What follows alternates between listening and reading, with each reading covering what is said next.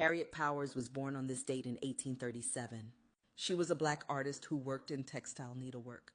Born a slave in Athens, GA, she married Armstead Powers. Her first daughter, Amanda, was born when she was 18. In time, 8 more children were born to Harriet and Armstead. The last son, Marshall, census records suggest, was born in 1872. Some historians speculate she spent her early years on a plantation owned by John and Nancy Lester northeast of Athens near Danielsville in Madison County.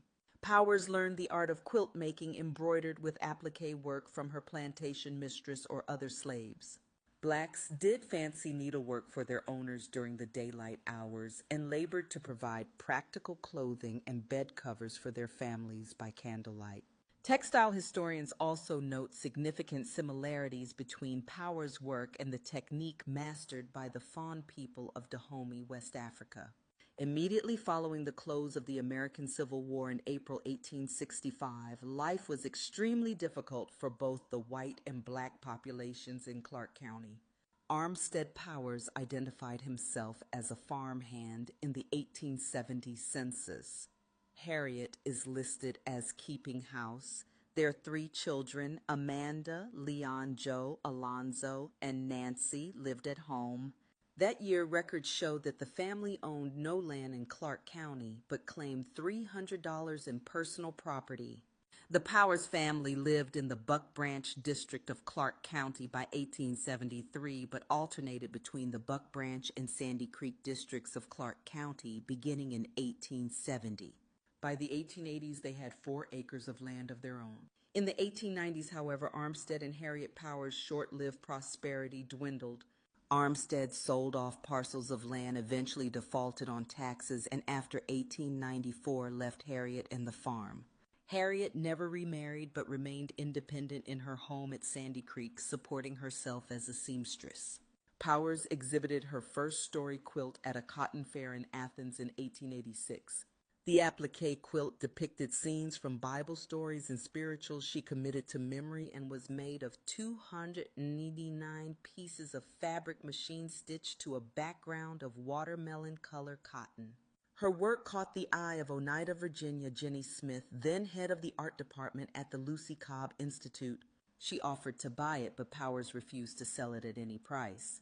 After 4 years of unsuccessful negotiation between the 2 women, 1891, Powers approached Jenny again and offered the Bible quilt for sale. She took the $5 and left for home. Fortunately for posterity, she also left Jenny Smith a detailed oral description of each of the quilt's 11 panels. Smith entered Harriet Powers' Bible quilt at Atlanta's 1895 Cotton States and International Exposition.